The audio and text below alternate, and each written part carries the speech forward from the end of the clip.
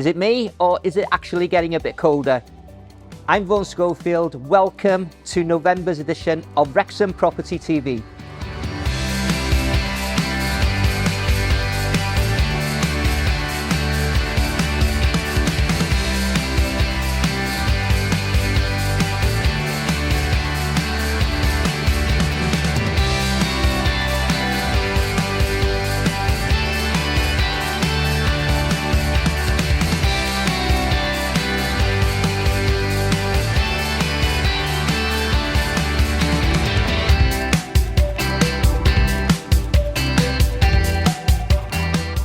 And coming up on this month's show,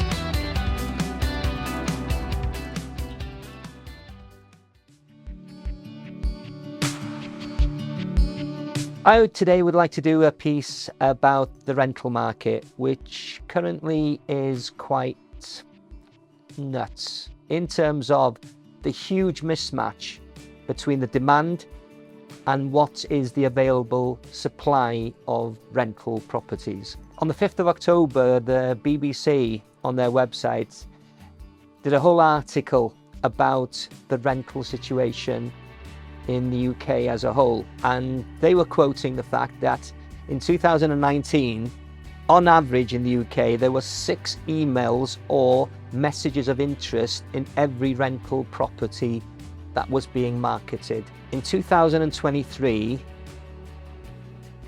that number had jumped to 25 emails or phone calls of interest in a given rental property as an average between what's actually demanded in terms of rental property availability and what is available in terms of actual physical houses and dwellings for people to rent.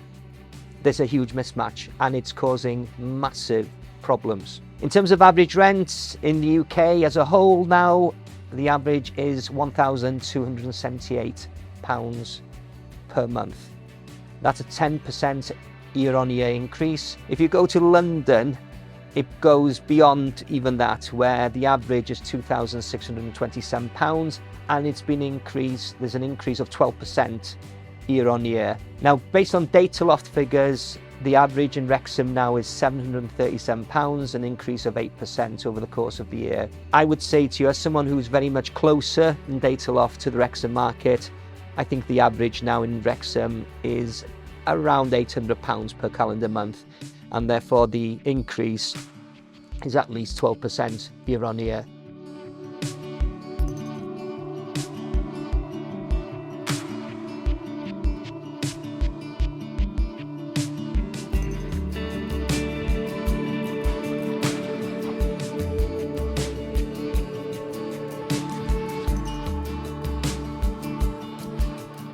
It's a very, very tough time for both tenants and landlords in terms of increasing costs, but particularly so for tenants or would-be tenants. So these are some of my top tips for those people if you're finding yourself in that position. If you are an existing tenant in a property and you wish to move to another rental property, it sounds common sense, but it's not common practice. Start your search well in advance of your tenancy ending. If you do find a property you like and would like to move into and you're approved for that property, then you can give your notice in on your existing property.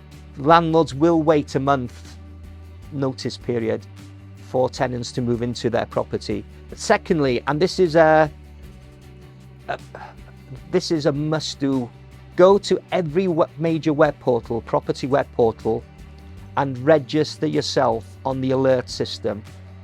There is a button which simply says alert. If you click on that, you're able to then use the filters to define your ideal home. 3-bed, semi-detached or detached, and also a budget, what your budget is in terms of your monthly rental payment, what that is going to be. When any agent then uploads a property that fits the profile you've defined in the area you have selected, you will get an instant text message to your phone.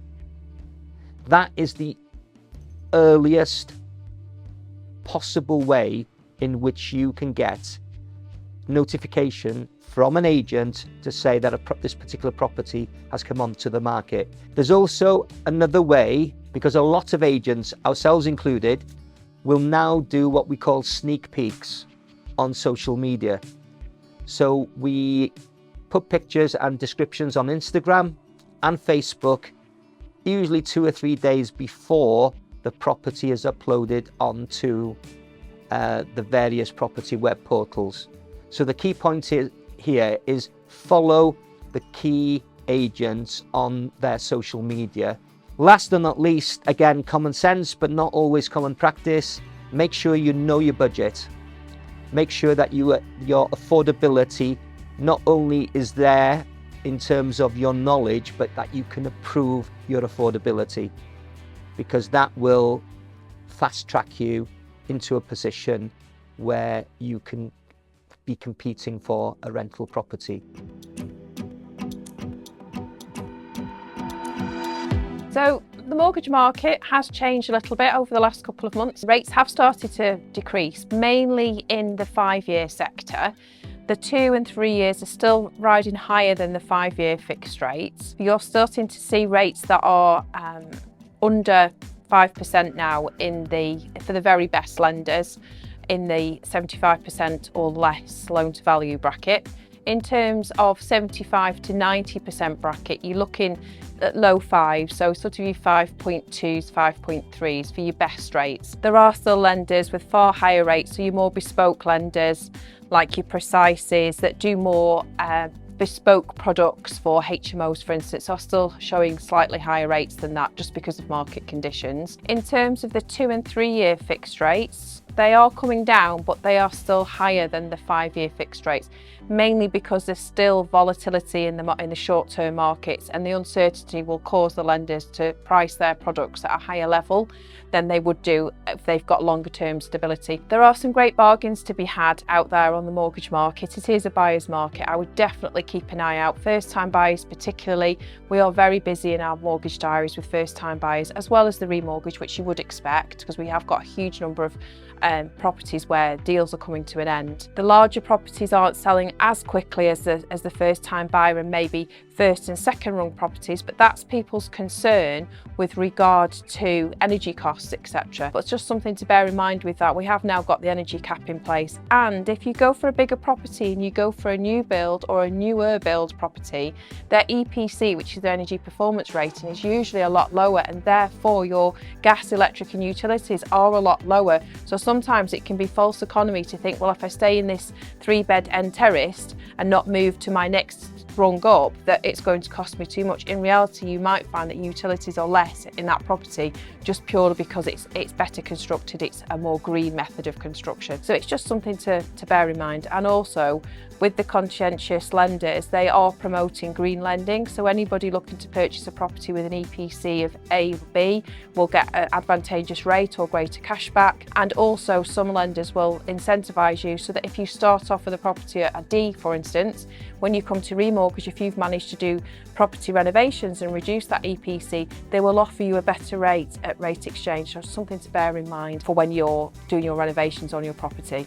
It certainly saves you a lot of money, certainly coming into the winter months. And having an EPC check is always a good thing. So speak to your local estate agent, speak to Vaughan at Belvoir, and they can have a look at that for you as well. Having an EPC assessment will look at your property and see where you could potentially do some quick fixes to really reduce your energy costs. Earlier in the episode, I mentioned some tips for prospective tenants to ensure that you are better placed to compete for a rental property. One of the key ways in which you can do this is to register on one of the major web portals, the property web portals. It allows you to actually define what kind of property you're looking for in terms of the number of bedrooms and in terms of budget. Now, we advertise on all major property web portals, but you only need to register on one. All our properties will be on that particular web portal. So you would choose the one that you would prefer to register on. But in order to show you how easy it is, we've chosen onthemarket.com.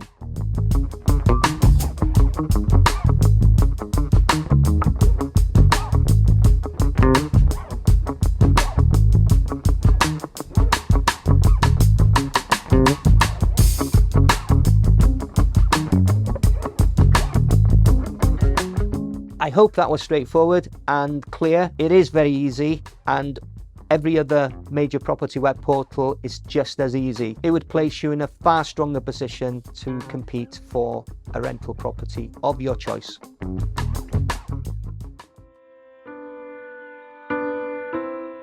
About 4 to 6 months ago, I was approached at different times by BBC Radio Wales and also by S4C, and they were doing pieces essentially asking the question, is there a tangible difference, a tangible benefit to Wrexham from the acquisition of Wrexham Football Club? And principally they were looking at commercial differences. And at the time, it was difficult to point to actual examples. Well, 4 to 6 months on from that period, I thought to re-examine that, to see now whether there are tangible signs of Wrexham redeveloping and benefiting from the impact of McElhenney and Reynolds. The Turf was always a very well-known, iconic pub, but in the last 2 or 3 years, to say it's world-renowned, it's not overstating it, and that is certainly to the benefit of the public in here, Wayne, and the number of North American as well as Asian visitors that visit now this pub every single week before going onto the town itself to shop. That is undoubtedly the impact of the acquisition.